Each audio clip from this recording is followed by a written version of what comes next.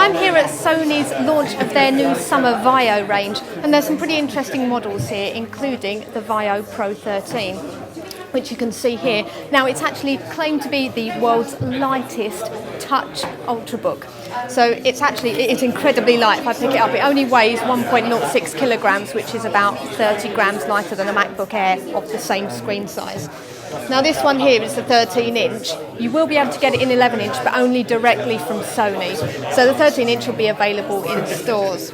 It's got a backlit keyboard that you can see here, and also a carbon fibre chassis.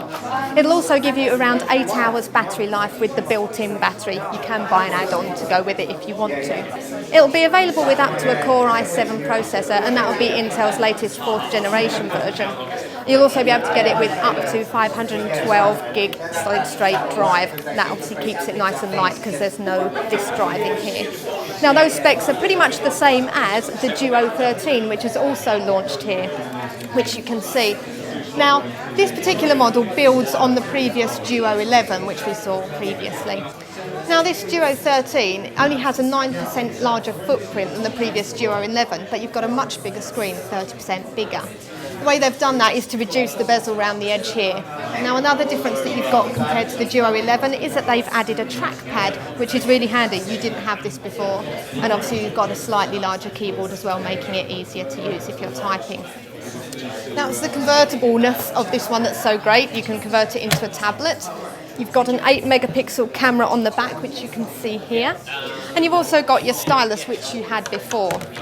Now, previously you weren't able to store the pen anywhere. Now they've put a little place for you to clip it in, so whereas on the Duo 11 you had to carry it around in your pocket, you can now slot it into the side here, which I can do fairly easily. Another thing about the pen is that when you remove it from the clip, it'll automatically launch if you were in the sleep mode before. So if I remove this, we pop straight back in, you can put in your password and then get straight into whatever you were doing before nice and easily. Now, there's also settings on this model and on the Pro, which mean that when it is asleep, it'll still take your emails in and things like that, so it'll be fired up as soon as you open it up. Obviously, you can turn those settings off if you want to. Now, the previous Duo 11 was compatible with NFC, near-field communication, so you can automatically get your music streamed straight from the tablet, laptop, hybrid to your headphones or your wireless speaker dock, but that has to be for particular Sony headphones and docks.